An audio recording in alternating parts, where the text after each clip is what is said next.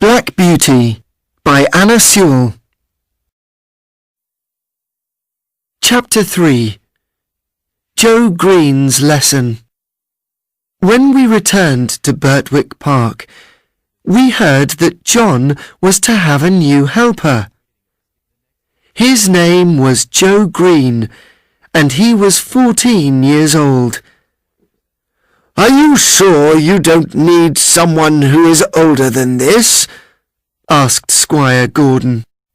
"No, sir," said John. "Joe is small, but he wants to learn, and he is a hard worker. I was the same age when I started here. I had no family, but you looked after me as well as any parent. Now I live here with a good job and a good living. It is only right that I do the same to this new boy, Joe Green." In the next few weeks, Joe learned to sweep the floor, bring in the food, and wash the carriages.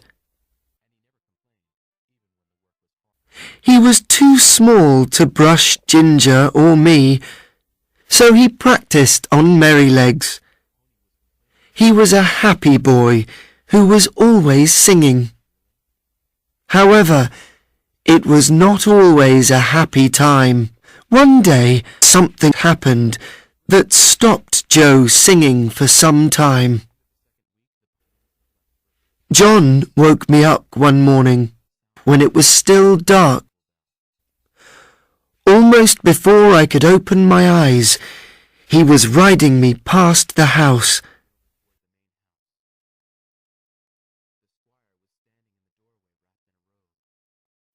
"Ride as fast as you can," called Squire Gordon, who was standing by the door with a lantern in his hand. "Take this note to Dr. White.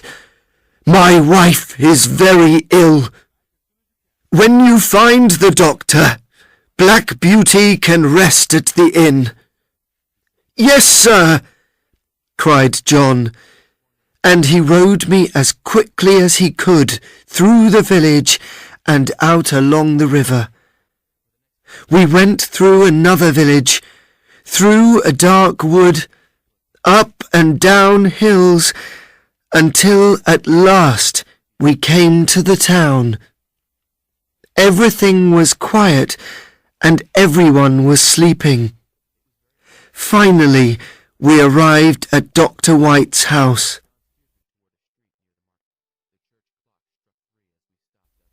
John knocked loudly on the doctor's door.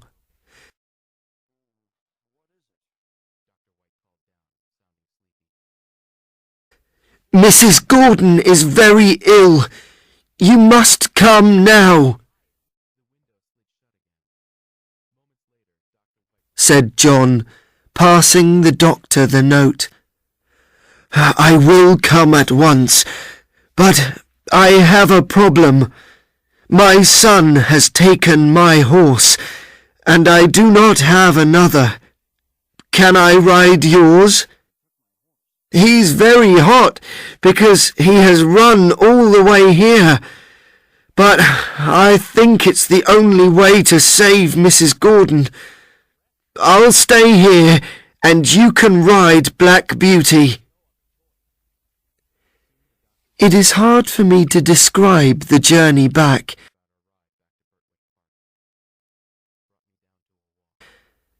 The doctor was heavier than John and not such a good rider. I had almost no energy when we finally arrived back at Birtwick Park. The doctor ran into the house, and young Joe took me inside. All my hair was wet, and I felt so hot. Poor Joe was young, and he did not know what to do. A horse who has just run a long way needs to stay warm and drink warm water.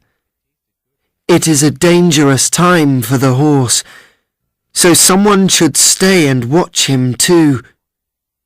Joe did not do this. He did not put a warm blanket on me because I was hot, and then he gave me cold water to drink before he went away and left me alone in the stable. I began to feel very cold. All my body ached. I lay down and tried to sleep. When I woke up, John was at my side. It was difficult for me to breathe. He covered me with blankets and gave me some hot water. He then stayed with me night and day.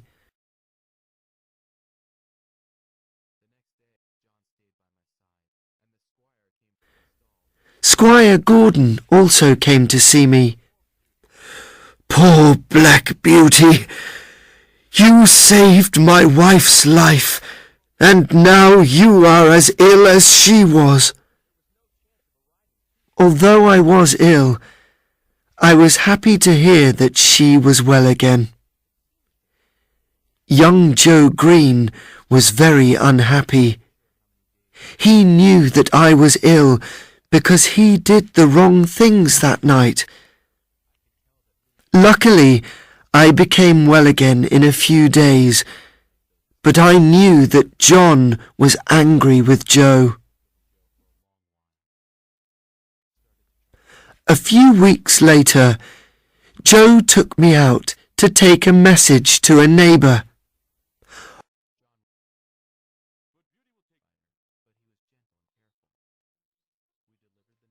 On the way home, we passed a carriage that was full of heavy metal bars. It was taking them to a nearby factory. The wheels of the carriage could not move because the carriage was so heavy and there was thick mud on the road. 2 horses were trying to pull the carriage, but they could not. The driver was hitting them hard with a whip. "Stop, please," said Joe. "The wheels will not move in this mud." "Be quiet," said the driver rudely.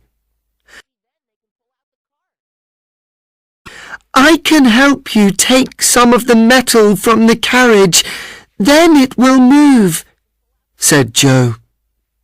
"Go away," said the driver. "I know what I'm doing."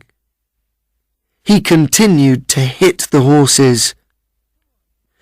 Joe quickly rode me to the factory and found the manager. Joe told him what the man was doing. "Thank you, Joe," said the manager. "I'll deal with the man. Will you tell the police what you saw?" "Yes, I will," said Joe. The manager went to find the carriage with the metal, and Joe went home. He told John what happened. "You did the right thing," said John. We heard later that the police asked Joe about what he had seen. Joe explained very well, and when the police saw the poor horses, they sent the driver to prison for 2 or 3 months. It was wonderful to see the change that came over Joe. He learned from his mistakes to become a very good worker. John was now very pleased with him. "You look taller than you did last week," said John. Soon Joe was singing happily again every day. Unfortunately, Mrs. Gordon became ill again in the years that followed. The doctor said that she should live in a warmer climate. We heard that Squire and Mrs. Gordon were going to leave England. Everybody was very sad. All Squire Gordon's horses were sold to new owners. Ginger and I were the last horses to leave Birtwick Park, and one morning we took Squire Gordon and his wife to the railway station. We never saw them again. Ginger and I found out that we were going to live at Earlshall Park, the home of a rich earl called Smythe. John took us there the next day and told the new helper, a man called York, that we were the best horses they could have. Then John left too. I felt very sad to see him go. I did not realise that my new home with Earl and Lady Smythe would bring new difficulties for Ginger and me.